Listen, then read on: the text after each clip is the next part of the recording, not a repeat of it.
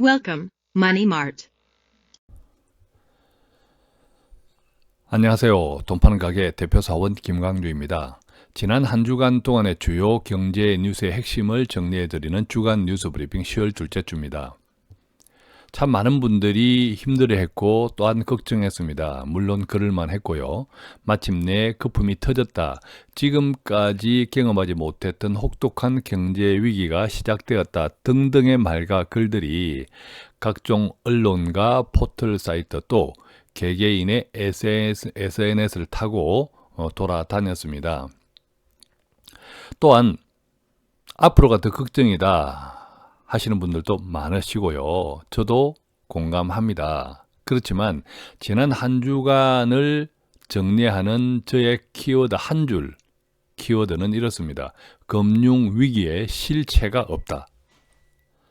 오히려 문제는 중국이다 말씀을 덧붙여 드리고 싶은데요. 오늘 뉴스 브리핑은 이런 순서대로 진행할 겁니다. 우선은 지난 한 주에 우리 모두를 공포에 휩싸이게 했던 그 폭락장에 대한 실체를 조금 이제 찾아보는 시간을 가질 거고요. 무엇을 우리가 두려워하는지, 과연 이런 장세, 또 앞으로의 장세에서는 어떻게 대처하는 것이 좋을지 또 나누겠습니다. 여기서요, 이 돈 파는 가게 역사상 처음으로 지난 주간 동안에 저는 어떻게 투자 시장에서 행동했는지, 즉 매수 매도를 어떻게 했는지도 방송 최초로 공개합니다.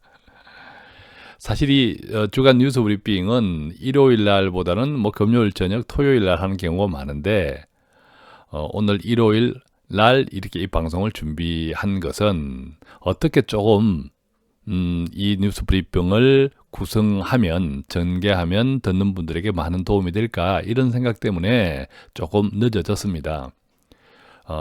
그 결과 지난주 제가 움직였던 것도 조금 보여드려야겠구나, 부끄럽지만 그런 생각도 하게 되었죠. 자, 금융위기에 실체가 없다. 이 10월 둘째 주 뉴스 브리핑, 제가 이런 워딩을 가져온 이유가 무엇인지, 또 여러분들의 생각은 어떤지 함께 시작하겠습니다.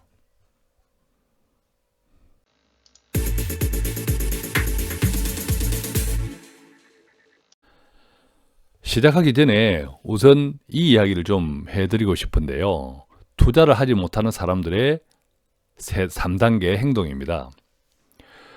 많은 분들이 은행 금리에 불만족해 하십니다. 그래서 투자 시장을 기웃거리죠. 그런데 은행 금리는 불만족하면서 투자를 해봐야겠다고 기웃거리는 사람들의 한 80% 내지 90%는 투자를 하지 못합니다. 은행 금리에 만족하지 못하면서 기웃거리기만 하는 분들, 투자를 하지 못하는 사람들의 3단계 이 마음 상태, 행동은 어떨까요? 첫 번째, 이 하락장, 지난주와 같은 하락장에서는 계속 떨어질 것 같습니다. 그래서 투자를 못하죠. 그러다가 상승을 하게 되면요, 상승을 하지만 또 조만간 떨어질 것 같습니다. 그래서 투자를 못하는 거죠. 결론, 이래도 불안하고 저래도 불안하니까 계속 투자 시장을 기웃거리기만 한다라는 겁니다. 결과적으로 투자를 못하죠. 은행 금리는 만족하지 못하는데도 투자는 하지 못합니다. 이분들이 찾아다니는 정보는 주로 유튜브에서도 불안이나 위기를 강조하는 정보만 찾아다닙니다. 왜 그럴까요? 내가 투자를 하고 싶은 마음은 있는데 결과적으로 투자를 하지 못하니까 내가 투자를 하지 못하고 있는 것에 대한 위안, 자기 합리화를 위해서 이런 불안과 위기를 강조하는 정보를 찾아다니면서 고개를 끄덕거리고 있는 거죠. 알다시피 투자라고 하는 것은 변동성, 적금, 은행 예적금이 아닙니다. 어떤 분이 제 댓글에 돈 파는 가게에서 추천하는 금융상품 뭘 해서 돈 번 사람 있나요? 라는 댓글을 남겼는데 분명히 기억하십시오. 돈 되는 상품 없습니다. 돈 되는 투자 상품 없습니다. 은행 예적금은요, 돈이 됩니다. 너무 적게 되죠. 그런데 투자 상품은요, 돈 되는 상품 있다 없다 없습니다. 언제 어떻게 투자했느냐에 따라서 돈 되는 상품이 되고 안 되고 하는 겁니다. 즉 투자 상품은 돈 되는 상품은 없습니다. 다만 그것을 돈 되게 하는 과정이 필요한 거죠. 심지어 어떤 분들은 제가 8개월 전에 현금은 쓰레기다라는 제목의 방송을 올렸습니다.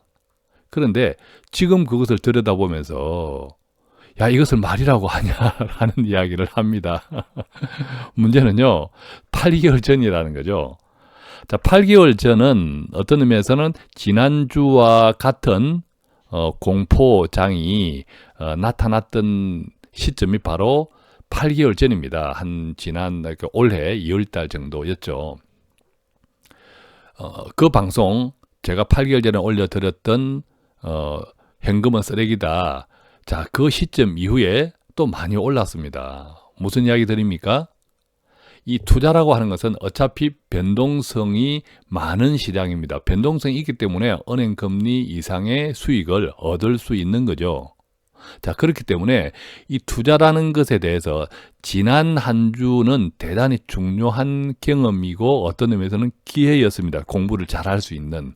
그래서 제가 어떻게 행동했느냐까지도 정말 부끄럽지만 망설였지만 보여드리기로 한 거죠. 지난주 동안의 이 폭락장을 한번 이해해 보도록 하겠습니다. 제목이 이렇네요. 제가 만든 제목이 최근 폭락장의 이해, 그러나. 자, 그러나의 방점이 있는데 한번 정리해 보면요. 먼저 파월 미국의 연준 의장이 이렇게 이야기했죠. 이것이 이제 방아쇠가 된 거죠. 현재의 기준금리가 중립금리와 거리가 멀다. 미국은 지금 계속 금리를 올리고 있습니다. 기준금리를. 그런데 이 금리조차도 중립금리와 거리가 멀다 이렇게 이야기했습니다. 물론 이 중립금리의 의미를 제대로 이해하셔야 되는데 이 파월 의장이 이야기한 중립금리 약 2.75에서 3% 정도를 이야기하는 것으로 추정하고 있는데 이 중립금리는 단순하게 수치상으로만 이해할 것은 아니에요. 무슨 말이냐 하면 자 3%를 우리가 중립금리라고 본다면 나중에 6%까지가 금리 정점이라는 거죠. 만약에 6%가 금리 정점이면 6과 0, 0 사이에 3 정도는 중간 정도죠. 중간 수준이죠. 근데 이렇게 이해하기보다는 지금 현재의 유례 없는 미국의 장기 호황, 이 장기 호황 국면에서 보면 현재의 미국 기준금리가 좀 차이가 많다라는 뜻입니다.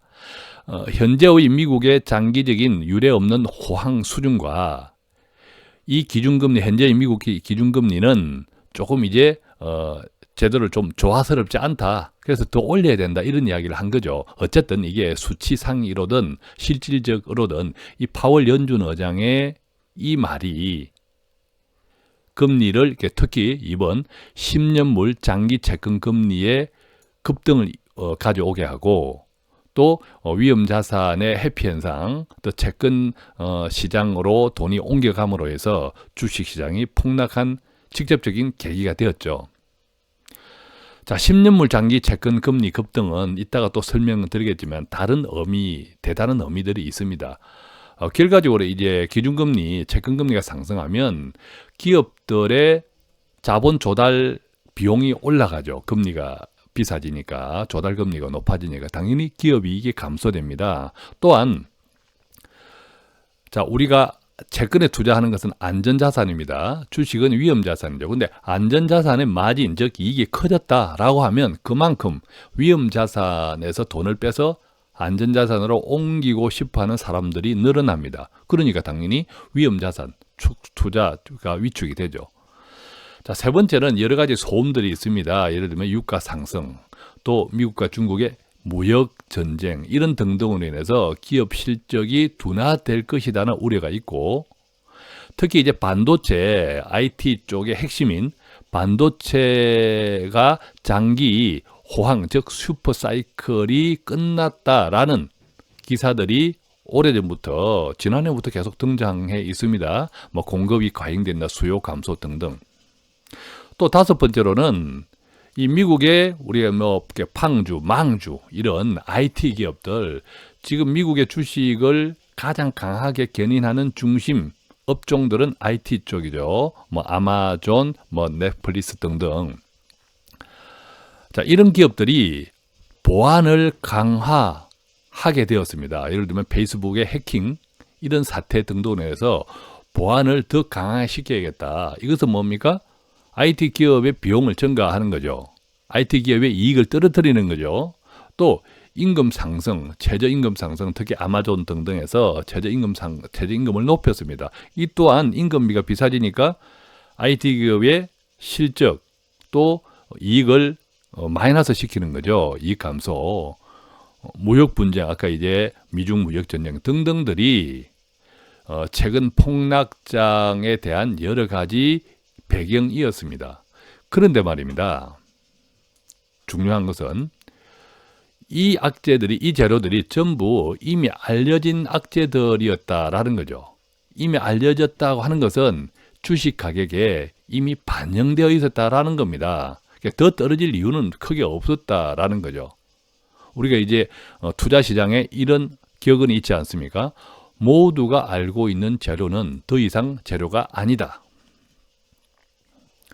두 번째, 이 금리 인상도 마찬가지입니다. 금리 인상도 이미 알고 있었지 않습니까? 또 앞으로도 계속 금리는 오를 거다 다 알고 있었습니다. 근데 갑자기 그것이 주가 폭락의 이유가 될까요? 안 된다는 거죠. 이미 미국은 기대 실업률 3.5%, 조만간 실업률이 3.5%에 도달할 것이다. 이것은요, 100명 중에 서너 명이 놀고 있다는 건데 통계의 오류를 감안하면 사실상 하나도 실업자가 없는 완전 고용 상태라는 거죠. 구인난에 시달리는 나라가 바로 미국입니다. 아까 이제 우리가 10년물 장기 국채 금리 상승을 이야기했는데 이 10년물 장기 금리 국채, 국채 채권은 1년짜리가 있고 10년짜리가 있어요. 단순하게 이야기하면 1년짜리는 단기채, 10년짜리는 장기채. 단기채, 장기채 이런 10년 장기채 금리가 상승한다는 것은 미국 경제의 장기 전망을 긍정적으로 보는 사람이 많다라는 뜻이기도 합니다. 그런데도 불구하고 지난주의 폭락 정말 이해하기 힘들다는 거죠. 결론이 뭡니까? 시장은 새로운 질서를 원한다. 자, 미국의 장기 호황 또 지속적인 주가 상승은 과거의 경험을 이탈했습니다. 그러니까 사람들은 우리가 주식시장은 뭡니까? 오르다가 내리다가 오르다가 내리다가 이런 현상들이 반복되는데 또 그 과정에서는 폭락도 있죠. 지난 2월 달에도 폭락이 있었습니다. 지난주와 거의 비슷합니다. 데자뷰라고 할 정도로. 그런데 이만큼 올랐으니까 뭔가 하면 크게 터지지 않을까라는 심리들이 다 있다는 거죠. 그래서 역사상 유례를 찾아보기 힘든 장기 호황의 지속, 이 국면에서 이 시장, 특히 투자 시장, 경제 시장은 새로운 질서를 원한다. 아까 이제 파월 의장이 조금 전 페이지에서 지금의 기준금리는 중립금리와 차이가 있다. 이런 이야기를 한 것처럼 뭔가 이제 더 나은 성장, 더 도약을 하기 위해서는 이제 투자 시장, 금융 이 레벨에 대한 조금 이제 조정이 필요하다. 새로운 질서를 원한다. 그 시작이 지난주가 아니었던가 하는 생각을 하는 거죠. 제가 이 방송하면서 한마디 좀 덧붙이고 싶은 것도 이런 겁니다. 우리가 지금 이제 정권도 바뀌었고 정권은 늘 바뀌고 합니다. 미국도 마찬가지로 선거를 통해서 이게 정권이 바뀌는 교체하는 모든 나라가 마찬가지죠. 제가 이 뉴스 브리핑을 하면서 여러 개의 뉴스를 가져옵니다. 그런데 어떤 분들은 이거 자꾸 이제 정치적으로 이해하시는 해석하려고 하는 분들이 있는데 제가 안타까워서 대부분 그렇지는 않습니다. 대부분 분들은 자기 견해에 좀 참고하고자 제 동영상을 들으시고 그래서 고맙다는 말씀들을 하시는데 꼭 소수의 몇 분들은 이걸 자꾸 이제 정치적으로 태클을 겁니다. 제가 안타까워서 드리는 말씀인데 돈 파는 가게 정치적인 거 전혀 없습니다. 저도 정치꾼도 아니고 우리가 가게와 개인 또 기업과 이 정부가 경제 주체들입니다. 근데 누가 가장 큰 실수를 하냐 하면요. 정부가 제일 큰 실수를 합니다. 예를 들어 미국도 마찬가지예요. 10년 전 글로벌 금융위기 미국 정부에서 정책적 실패를 한 거거든요. 왜 그러냐 하면 우리 가계 경제는 단순합니다. 뭐 고작 한 달 월급, 그 지출, 그리고 조금 투자, 저축 너무 빤한 거죠. 그러니까 실수할 개연성 가능성이 크지 않습니다. 그런데도 실수를 하는 사람들이 많지만요. 저도 물론 실수를 했고요. 기업은 이제 가계보다는 조금 더 크죠. 근데 정부는요. 엄청난 불확실성을 전제로 정책을 결정해야 됩니다. 실수가 당연히 많죠. 뭐 일본의 장기 20년 경기 침체도 그랬고 뭐 유럽의 모든 나라, 세계의 모든 국가들의 가장 큰 경제 실패는 바로 정부라는 거죠. 그만큼 불확실하고 또 안개 같은 미래를 대비하는 정책이 쉽지 않거든요. 또 얼마나 그 영향이 다양합니까? 각계각층의 사람들을 다 만족시키면서 성장을 해야 하는 그 정책이 결코 쉽지 않다는 거죠. 그러니까 이게 자꾸 싫은 소리도 들어야 돼요. 제가 언론 기사를 가져올 때 그냥 가져오겠습니까? 나름대로 도움이 되는 정보들을 가져옵니다. 무턱대고 가져오는 것이 아니라 그 과정에서 뭐 제가 어떤 진보 쪽에서 선호하는 언론이 있고 보수 쪽에서 선호하는 언론이 있겠지만 그거 다 저한테는 아무 기준이 없어요. 문제는 뭡니까? 당장에 내가 실수하지 않고 손해보지 않고 잘 사는 것이 중요합니다. 우리 구독자분들이. 그래서 댓글 달 시간에 그 부분은 그럴 만한 정보를 가져온다. 그리고 안 좋은 소리도 자꾸 들어야 되는 것이 이 정부가 좋습니다. 과거 정부도 마찬가지고 앞으로의 정부도 마찬가지고 자꾸 반대되는 목소리에 귀를 기울이면서 자기 정책을 결정해 나가는 것이 훨씬 실패 확률을 그만큼 줄인다는 거죠. 그래서 그런 이상한 자꾸 댓글 다는 시간에 보다 많은 동영상을 보기 원합니다. 그렇게 해서 자기 자신의 이 투자 관점을 가지셔야 해요. 자기 자신의. 저도 틀릴 수 있습니다. 항상 말씀드리지만 정답은 없습니다. 미래에 대한. 항상 사람들은 뚜껑을 열고 난 다음에 누가 이것을 맞췄지라고 답을 찾는 과정이지 오히려 결과가 나온 다음에 아무도 미래를 장담할 수 없기 때문에 많은 방송 들으십시오. 투자 관점을 가지는 것이 너무 중요하다는 거죠. 자, 어쨌든 결론, 시장은 새로운 질서를 원한다. 시장은 새로운 질서를 원한다. 그 과정에서 계속 이제 이 이야기는 계속 경제가 특히 미국 경제는 계속 좋습니다. 그렇다면 이 투자 시장하고의 이 균형 이 대단히 중요해졌다. 지금은 한번 좀 털고 가야 될 시점이다. 이런 정서가 서로 연합하면서 카르텔을 형성하면서 지난주 폭락 장세가 왔다. 그래서 제가 이제 워딩에서 말씀드린 것처럼 금융시장 폭락에 실체가 없다. 그렇게 말씀드리는 겁니다. 제 자료를 지난주 그러면 저는 어떻게 행동했을까 참 망설이다가 보여드리는데 왜냐하면 이 듣는 분들이 저희 돈 파는 가게를 구독하시는 분들이 너무 감사하고 또한 지난주의 폭락 장세가 큰 경험과 공부하는 기회가 되면 좋겠다라는 생각에서 강조해드리지만 부끄럽지만 부끄럽다는 걸 강조해드리고 제가 어떻게 행동했는지를 좀 나누어 보도록 하겠습니다. 지난주 수요일 10월 10일이었죠. 10월 10일 날 많이 떨어졌습니다. 또 지난주 목요일 10월 11일은 더 떨어졌죠. 그러다가 지난주 금요일은 또 많이 올랐습니다. 참고로 이제 아시고 계시겠지만 지난주 목요일 날 미국 주시장은 떨어졌습니다. 많이 떨어졌는데도 그 다음에 열린 한국의 금요일 시장은 아주 좋았습니다. 이 점도 좀 참고하시면 좋겠고, 자, 지난 수요일 날 저는 어떤 종목을 매수하려고 했냐 하면 이 신라젠, 안트로젠, 아이디스, 유비커스를 이렇게 매수하려고 했습니다. 근데 이제 보시다시피 안트로젠은 매수를 했습니다. 주당 81,000원에. 또 유비커스도 매수했습니다. 주당 34,200원에. 대신에 신라젠이나 아이디스는 못 샀습니다.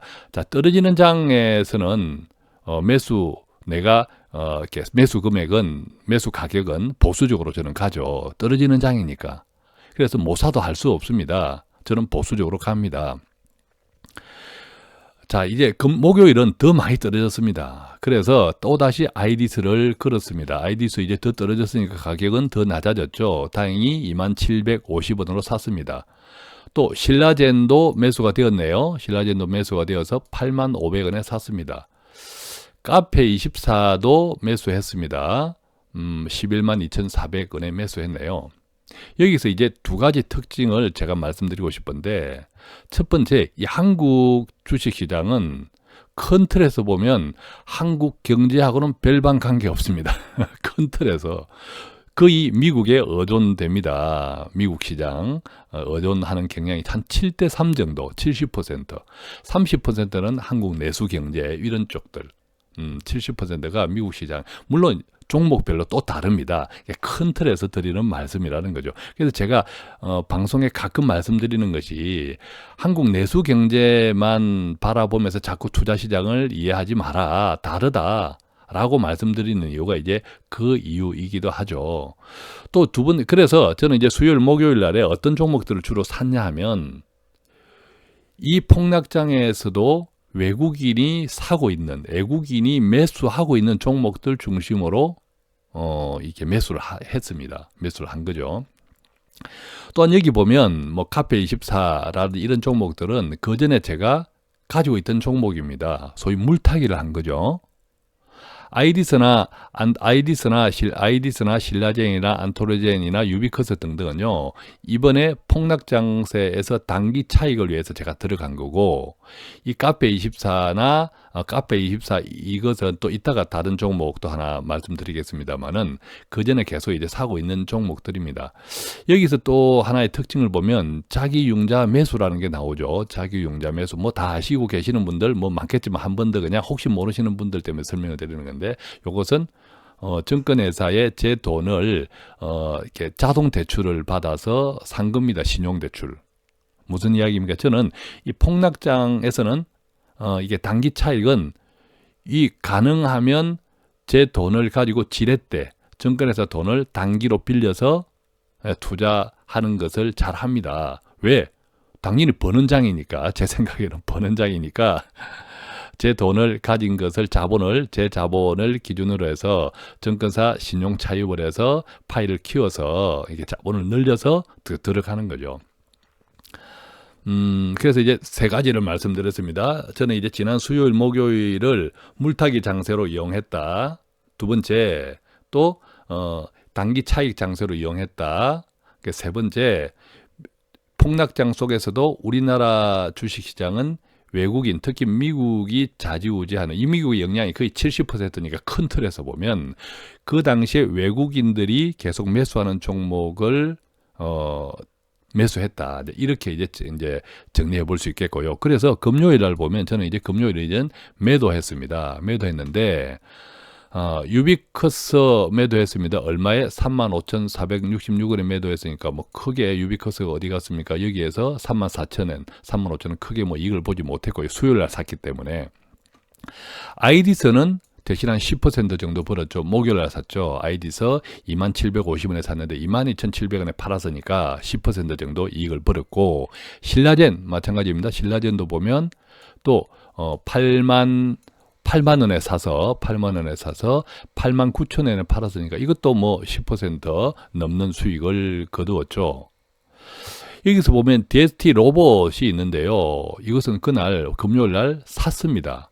샀습니다. 매수했는데, 이 DST 로봇은 제가 제 자본의 5% 총 5% 범위 내에서 계속 이제 분할 매수를 하고 있는 종목입니다.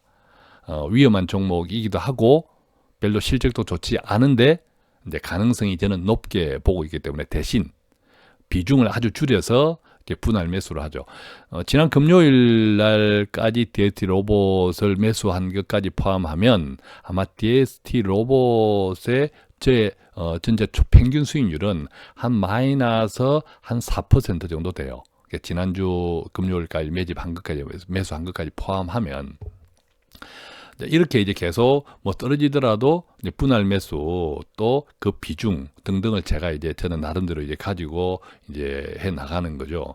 사실은 이제 금요일 날 이런 신라젠, 유비커스, 아이디서 이런 종목들을 금요일 날 안 팔려고 그래서 월요일까지는 가져가고자 하는 마음도 많았습니다. 그런데 오늘 방송 때문에 그냥 한번 틀고 이 지난주 제가 어떻게 움직였는지를 방송에 같이 참고 삼아서 내보내면 지난주 폭락 장세를 우리가 공부하는 기회로 삼는데 훨씬 조금 더 친절하고 리얼하겠다라는 생각이 들어서 지난 금요일 날 매도하고 이 정보를 같이 공유합니다. 제가 뭐 큰 투자 전문꾼도 아니고요.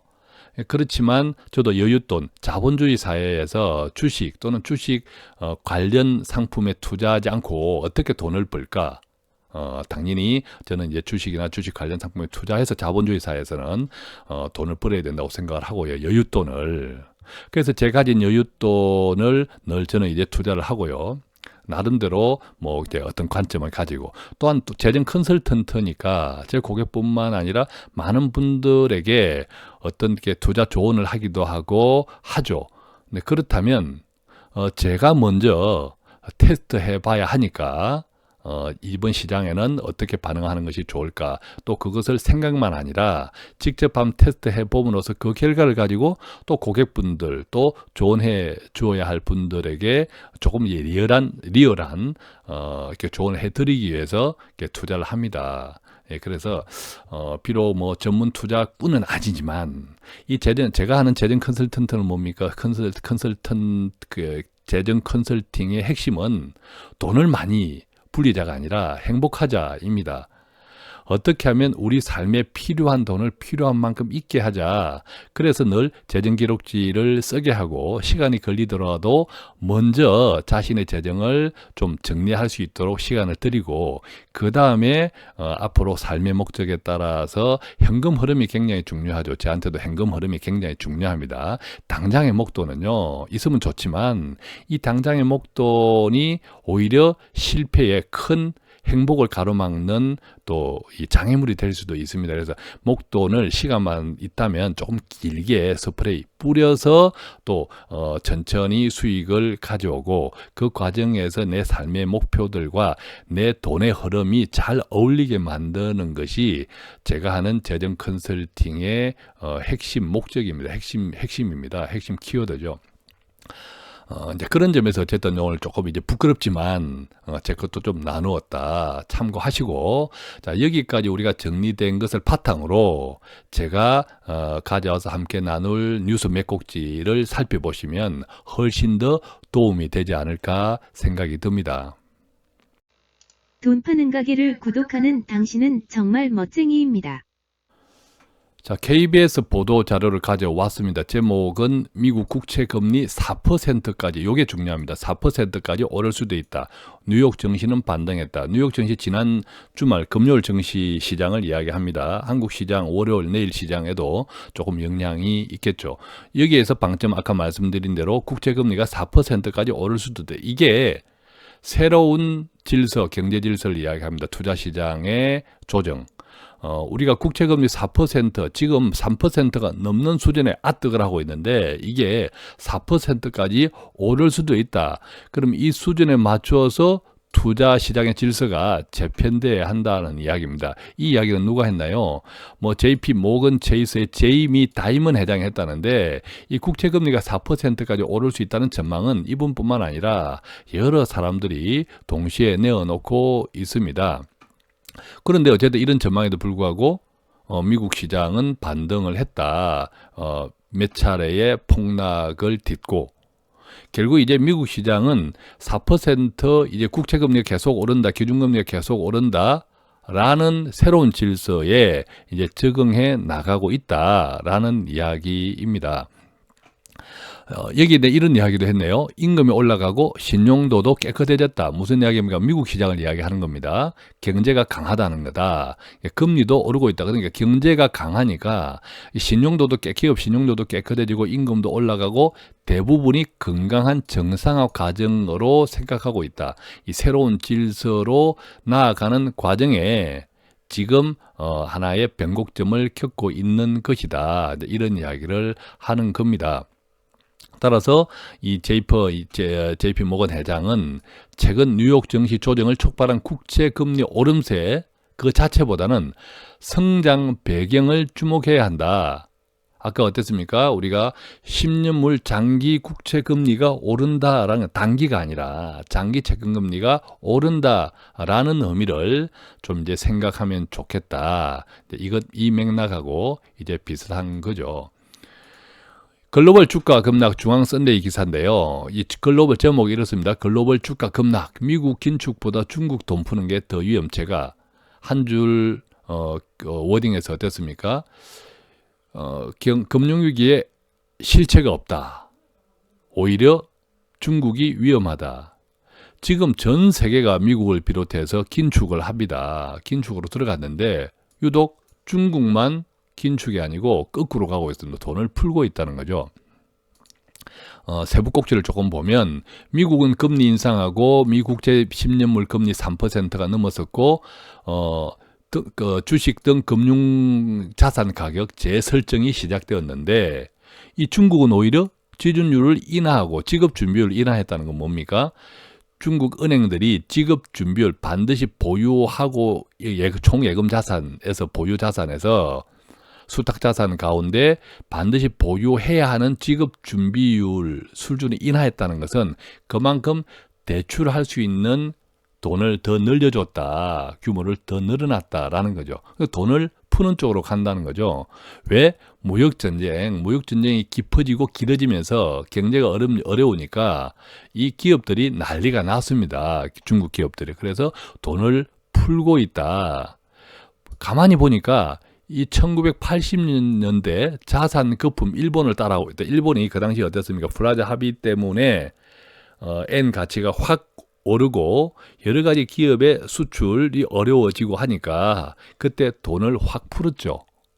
그것이 나중에 자산 거품으로 왔고 유례 없는 폭락으로 이어지면서 장기 침체 국면으로 왔죠. 서두에 제가 말씀드렸지만 정부의 정책이 가장 크게 치명상을 입히는 것은 결국 정부의 정책이다. 정부의 실수다. 그것을 다시 우리가 지금 재확인하고 있습니다. 중국 여전히 지금 오히려 더 걱정이 많아졌습니다.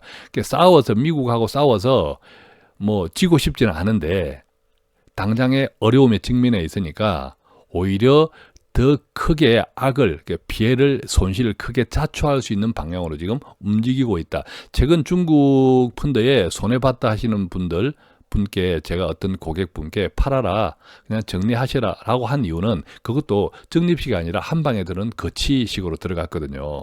그래서 조금 정리하시라, 다른 오를 수 있는 것으로 갈아타자고 말씀을 드렸는데 그 이유는 이런 이야기 때문에, 이런 현실 때문에 그렇습니다. 중국은 계속 지금 나빠지고 있습니다. 또한 이제 큰 틀에서 보면 이 무역 전쟁으로 인해서 세계 금융시장이 지난주처럼 출렁했고 미국 주식과 채권 가격 이것도 지금 패닉 상태에 빠졌었고 또 코스피 등 이 아시아 증시도 이게 자금의 이제 무브먼트 이동 이런 현상 때문에 우리가 이탈이라고도 표현하죠. 상당히 힘들었는데 이제 그것도 이제 한 주간이 마무리되면서 이제 진정 기미에 들어왔습니다. 들어왔는데 장기적으로 보면 특히 이 중국은 상당히 위험이 더 커졌다. 여기서 우리가 이 단어를 한번 기억해 두면 좋겠는데 민스키 모멘트라는 겁니다. 자, 10월 둘째 주 글로벌 주가가 급락했다. 지난주 이야기입니다. 세계 모든 나라의 주가가 3%에서 6%씩 떨어졌습니다. 국제 유가 이런 원자재 가격도 출렁되었습니다. 자, 여기서 이제 민스키 모멘트가 뭐냐 하면 이 민스키 모멘트는 워싱턴 대학 교수, 이분은 돌아갔었습니다. 고 허먼 민스키, 이분이 이야기한 것을 이 민스키 모멘트라고 하는데, 이분은 이제 실명을 그대로 따왔던 거죠. 보면 이렇게 실물과 금융의 간극은 갑작스럽게 줄어들곤 한다. 중앙은행의 통화 긴축 흐름에 따라서 질서 있게 조정되지 않는다라는 이야기. 이것이 바로 민스키 모멘트라는 거죠. 즉, 이 실물 경제가 있고 금융이 있는데, 이 실물 경제가 오르는 그 비율만큼 금융, 주식이 오르면 좋은데, 주식 시장은 실물 경제보다 더 앞서 오릅니다. 왜? 기대감. 바로 투자 시장의 기대감이 크게 작용하는 것이 주식이기 때문에 실물 경제의 상승 속도보다 주식 시장이 더 빨리 오르는 거죠. 그러면 간극이, 그걸 우리가 거품이라고 하는데 그 차이가 더 커지겠죠. 근데 그것이 어떤 시점에서 갑자기 차이가 툭 다운됩니다. 줄어든다는 거죠. 지난주 현상도 이제 그렇게 이제 이해할 수 있는 현상 중에 하나인데, 이것이 바로 이제 민스키 모멘트다. 앞으로도 이런 현상이 계속 일어날 수 있다. 왜? 우리가 장기적으로 보면 지금 현재 중국, 미국은 굉장한 유례를 찾아보게 돼 호황 국면이 호황이 너무 오래되니까 우리가 불안한 거죠. 과거에 익숙하니까. 아까 우리가 죽은 제갈량이 살아있는 사마이를 내쫓게 했다라는 고사, 중국의 이제 삼국지 고사도 한번 가져와서 이야기 나누었지만, 우리는 반드시 어느 정도 성장이 되면 터지더라 라는 과거의 기억들이 있습니다. 과거의 기억들이 있다 보니까 이게 지금 계속 오르는 것이 왠지 불안하죠. 절기가 조금 불편합니다. 그러다 보니까 지난주와 같은 이게 민스키 모멘트 현상들은 앞으로도 계속 있을 수 있다.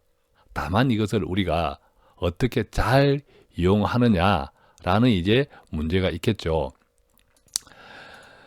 미중 무역전쟁, 헤럴드 경제에서 가져온 기사 보겠습니다. 미중 무역전쟁 실물 경제 파장 현실화, 경기 둔화 예상보다 가속화.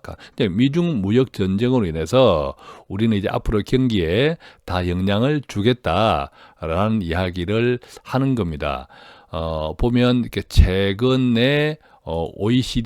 OECD에서 이야기를 이렇게 했는데, 올해와 내년의 세계 경제 성장률 전망치를 종전보다 0.1에서 0.2포인트 정도 낮추었습니다. 결과 3.9%, 3.7%가 올해와 내년에 OECD에서 전망한 세계 경제 전망치인데, 이것이 한 0.1%, 0.2%, 0.1에서 2 정도 낮춰진 원인이 바로 미중 무역 전쟁의 영향이다. 이런 이야기를 하고 있습니다.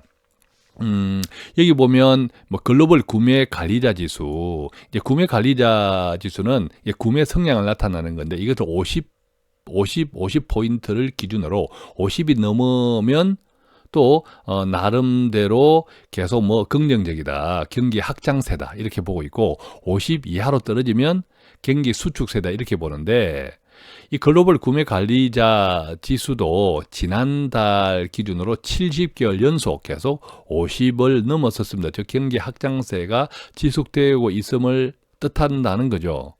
그런데 이 50을 넘었었지만 이 수치상으로는 조금 계속 떨어지고 있다는 거죠. 최근 지난해 12월 이후부터. 어떤 데입니까?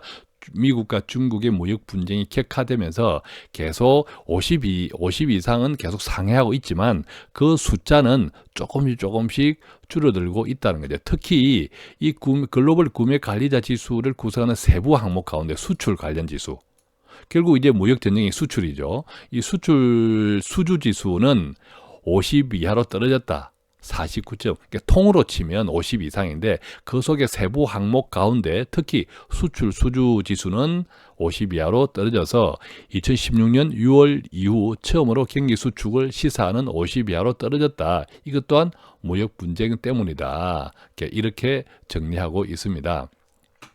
한국도 마찬가지죠. 한국의 경우에도 2분기 성장률이 전분기 대비 0.7%를 기록한 가운데 수출 기여도가 1.3%포인트에 이르고 2분기 경상주의 흑자 중 상품 수지 흑자가 압도적으로 많은 등 수출 기여도가 높기 때문에 이 이제 미중 무역 전쟁으로 인해서 아까 수출 지수 이런 수출이 둔화되면 뭐 영향이 많겠죠. 대만이 가장 영향이 많을 것이고 대만 다음에 한국이 영향이 많을 것이다. 이런 이야기를 합니다. 이 같은 이제 미중 무역 전쟁이 오히려 앞으로 오히려 격화될 가능성이 높다. 특히 이제 11월 뭐 미국의 중간 선거 등등도 영향이 있겠고 조기 싸움도 있고 하기 때문에 영향이 있겠다. 이제 이런 이야기를 합니다. 미중 무역 전쟁이 오히려 전방위적으로 난타 세계일보 기사를 가져왔는데요. 제목 보면 미중 전방위 난타전 투키디데스 함정에 빠지나 이런 이야기를 했습니다. 이 이야기는 뭐냐 하면 보복의 악순환. 이 보복의 악순환이 투키디데스의 함정. 이것이 이제 보복의 악순환을 뜻한다고 하는데 오늘 우리가 뭐 몇 가지 또 아까 민스키 모멘트 또 투키디데스의 함정 등등 뭐 이렇게 몇 가지 또 용어들을 듣죠. 좋은 시간입니다. 그죠? 이 투키디데스의 함정을 조금 이제 구체적으로 이렇게 설명해 보면요. 이렇게 이제 설명해 놓았네요. 과거 그리스의 아테네와 스파르타 간 전쟁에서 기원이 된 말인데, 이전 기존에 있는 패권국이 빠르게 부상하는 신흥, 강대국 간 결국은 원치 않는 전쟁으로 빠질 수밖에 없는 상황을 보복 악순환. 기존 패권국이 어딥니까? 미국. 신흥 강대국은 어딥니까? 중국. 이 둘이 지금 원치 않는 패권 다툼을 하고 있다. 이런 이야기. 이런 이제 보복의 악순환, 보복의 악순환에 빠지니까 이게 정말 이제 아이러니하게도 이 과정에서 오히려 중국의 대미 무역 또 수출 증가는 더 흑자 폭도 더 많아졌습니다. 그러니까 이게 참 미국으로서는 트럼프로 인해서는 약이 오르죠. 약이 오르니까 이게 뭐 죽여도 오히려 수출은 늘어나고 또 이익도 늘어나니까 이렇게 대미 흑자가 늘어나니까 그래서 보면 지난 9월달 중국 수출액은 전년 동기 대비 14.5% 증가했고 이제 중국 전체의 수출액도 증가했고 이 수출 증가액은 시장에서 예측했던 8.2와 9.8보다 크게 웃도는 수치입니다. 14.5니까 많이 크게 웃돌았죠.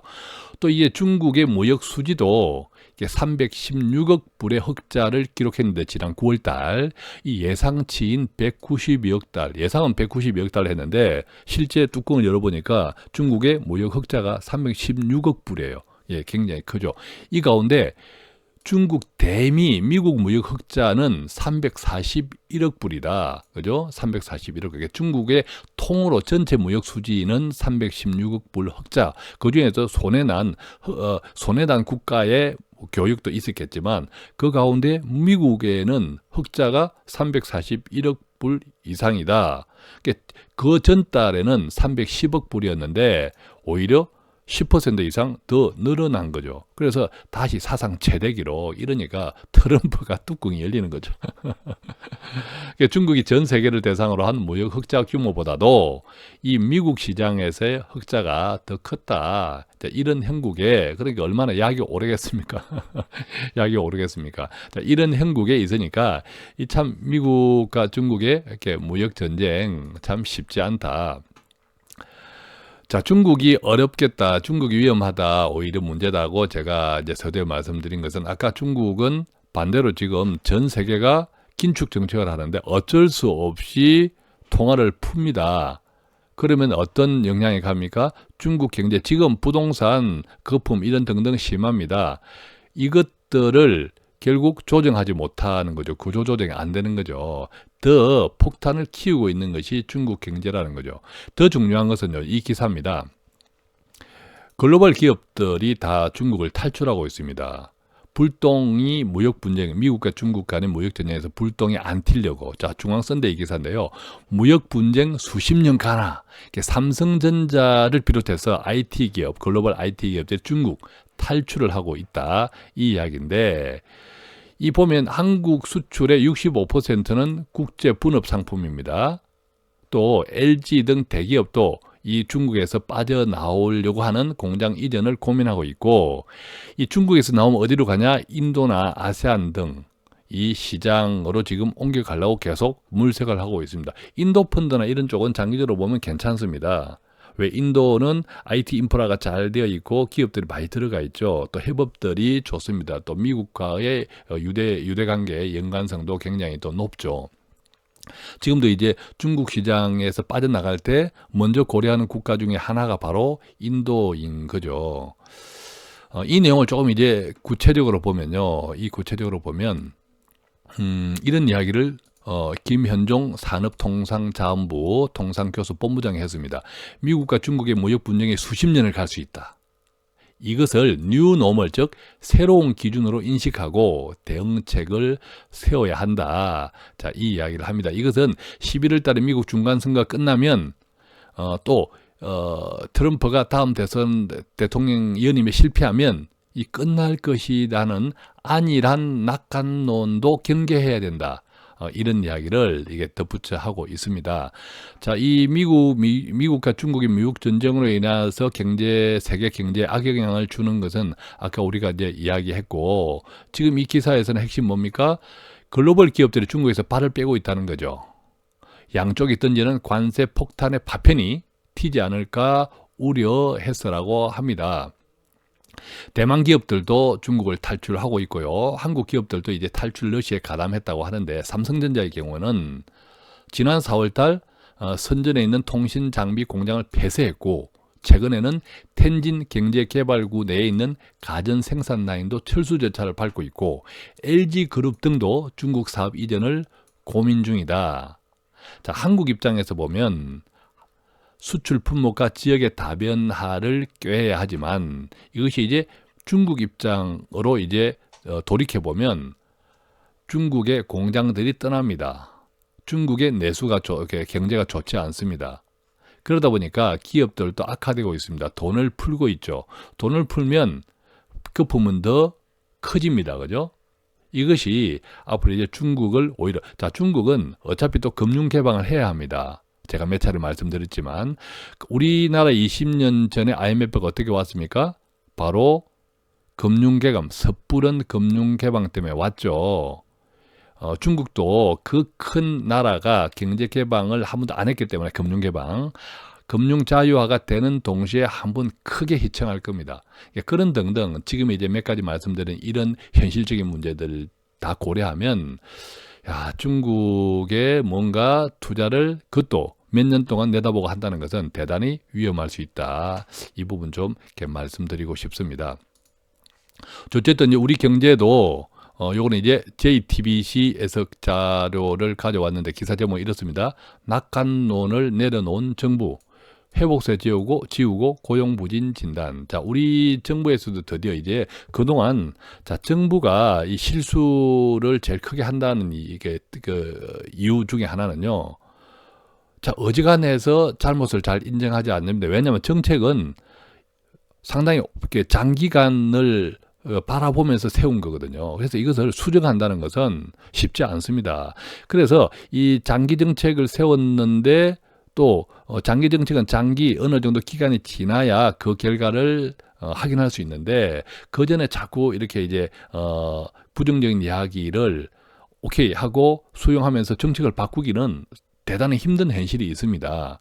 힘든 현실이 있는데도 불구하고, 그래서 계속 이제 정책의 방향에 중심을 두고 낙관론을 가질 수밖에 없는 입장에 또한 정부입니다. 왜? 장기 정책들이 많기 때문에. 그런데 이제 최근에 이런 심각함을 어쩔 수 없이 또 정부도 인식했다는 거죠. 뭐 이 내용은 구체적인 기사 내용을 참고하기보다는 그냥 이제 우리가 총체적으로 지금 새로운 금융 질서죠. 아까 JP 모건 회장이 이야기했던 것처럼 이제 미국 10년 장기 채권 금리가 4%도 될 수 있다. 또 아까 민스키 모멘터 등등의 이런 출렁거림들, 그 과정들이 새로운 금융 질서에 우리가 적응해 나가는 과정이다. 그것이 전 세계적, 또 정부는 마찬가지다. 우리 정부도 마찬가지다. 그런데 그중에서 어디가 지금 톡 튀어나가고 있다고요? 중국 오히려 거꾸로 가고 있다. 그렇다면 중국은 오히려 더 지금 화를 키우고 있다. 이렇게 정리해 볼 수 있지 않을까 생각이 듭니다. 돈 파는 가게 단골이 되시면 매일매일 신선한 돈 되는 정보가 배달됩니다. 그렇다면 오늘 뉴스 브리핑을 통해서 우리는 어떻게 좀 정리해 볼 수 있을까요? 제가 정리 완투스를 조금 가져왔는데요. 첫 번째는 이 자본주의 경제 투자의 본질을 이번 기회에 또 조금 더 리얼하게 이해하는 시간이 되면 좋겠습니다. 돈 되는 상품이 없다. 아까 말씀드렸듯이 돈 되는 투자 시장에서는 투자 상품은 돈 되는 상품은 없습니다. 지난달에 좋았던 상품 이달 좋지 않을 수도 있고 지난해에 굉장히 높은 수익률을 기록했던 펀드 이달에 축을 쓸 수도 있는 겁니다. 시점에 따라 다 다릅니다. 하루 차이가 나고 제가 제 주식 투자 노트를 공유해 드렸지만 하루 사이에 뭐 10%벌 수도 있고 하루 사이에 10% 잃을 수도 있습니다. 그러니까 잘 관리하는 것, 돈 되게 하는 것이 무엇보다 중요합니다. 어떻게 해야 됩니까? 자본주의 경제 투자의 본질을 이해하고 공부를 많이 하고 자신만의 관점을 가져야 되는데 첫 번째, 자본주의는 성장을 먹고 자랍니다. 이 거품은 성장의 열매라는 거죠. 우리가 10년 전, 20년 전 그 혹독한 위기에서도 지금 되돌아보면 그때보다 지금 자산 가격은 더 커졌고 우리의 소득은 더 늘어났고 우리의 소비도 더 늘어났고 당연히 우리의 부채도 더 늘어났습니다. 그래서 이 거품이라든지 부채가 커지는 것은 자본주의 성장 어쩔 수 없는 필연적인 결과입니다. 이거는 계절과 자연과 같은 거죠. 문제는 이 부채의 규모가 아니라 부채의 규모는 계속 커지거든요. 소화 능력이 중요한 것이죠. 과연 미국 경제, 이 금융이 10년 전과 똑같냐? 그렇지 않습니다. 10년 전에 미국 경제, 미국 금융 시스템과 많이 달라졌습니다. 10년 전에는 우리가 어떤 한 투자 기업의 파산으로 인해서 전 세계가 10년을 시달렸는데 적어도 그런 정도의 시스템은 거의 다 수정이 됐다. 그런데 지금 미국 경제는 굉장히 장기 호황 국면에 갔다. 우리가 어리둥절할 정도로 호황 국면에 갔다. 이러다가 한번 터지겠다 하는 것들이 바로 민스키 모멘트다. 이렇게 이해하신다면 결국 이제 경제는 순환한다는 것, 역사는 반복됩니다. 그러니까 지금 경제가 좋은 것도 언젠가 이 호황이 끝납니다. 이 호황과 불황, 이 불황을 위기로 치면 이 호황과 불황 또는 상승과 하락, 때로는 폭등하기도 하고 때로는 폭락하기도 하고 하는 이것은 결국 사이클이다. 계속 순환한다는 거죠. 그래서 계속 이제 위기만 조장하고 또 두려움을, 공포를 조장하는 이런 쪽들은 인디언 기후제와 같습니다. 인디언은 기후제만 지나면 반드시 비가 옵니다. 왜? 비가 올 때까지 지내니까. 또 고장난 시계도 하루에 2번은 맞습니다. 오전, 오후 한 번씩은 맞잖아요. 고장난 시계가 나도.